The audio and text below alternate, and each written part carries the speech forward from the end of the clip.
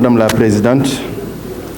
Madame la Présidente, Monsieur le ministre du Développement communautaire, Monsieur le ministre en charge des relations avec les institutions, Monsieur les collaborateurs des ministres, Monsieur le directeur du budget, chers collègues.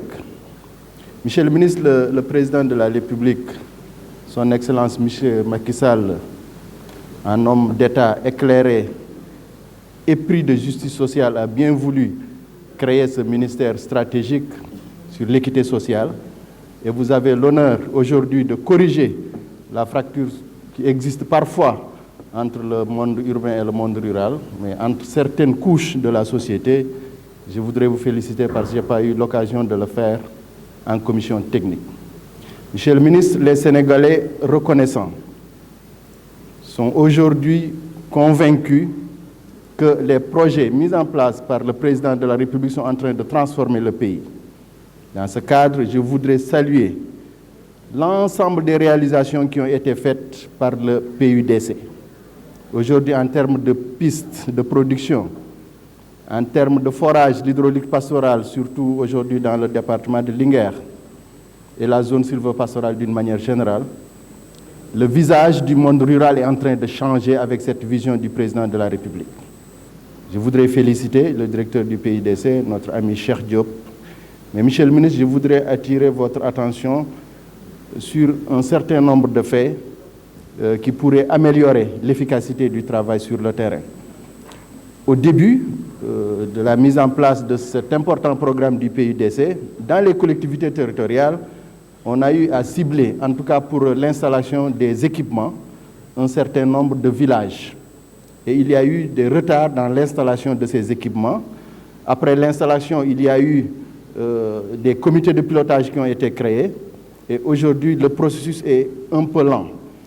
Ce qui devait corriger des déséquilibres risque, avec ces lenteurs-là, d'en créer d'autres. Parce que si on choisit quelques villages sur un ensemble de villages d'une collectivité territoriale pour qu'ils soient éligibles pour la mise en place de ces équipements-là, et que le processus est resté pendant longtemps sans prendre fin, les autres villages qui ne sont pas encore éligibles sont en train d'attendre. Donc il faudra accélérer la cadence de ce point de vue-là.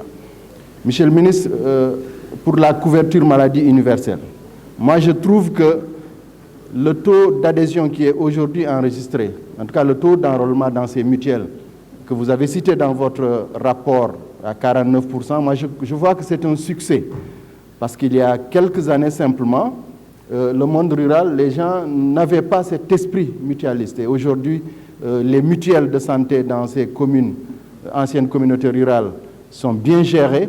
Ce que je suggère simplement, c'est que les remboursements de l'État puissent venir à temps pour pouvoir permettre aux structures de supporter le coût aujourd'hui qu'on connaît dans ces mutuelles de santé. Monsieur le ministre, je voudrais enfin vous inviter à associer beaucoup plus, vous le faites parce que vous avez organisé des CRD dès que vous êtes venus et je vois que vous annoncez encore des CRD. Il faut encore revenir sur le terrain pour qu'avec les collectivités territoriales, aujourd'hui qu'on fasse l'état des lieux, surtout par rapport aux accès, c'est important. L'accès universel à l'eau, l'accès universel à l'électricité.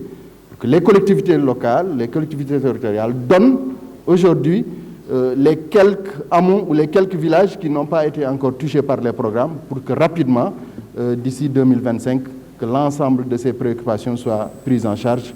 Monsieur le ministre, ce sont ces deux aspects-là que je voulais évoquer. Je vous remercie, Madame la Présidente. Merci beaucoup. Je vous remercie. La parole est à notre collègue Madické.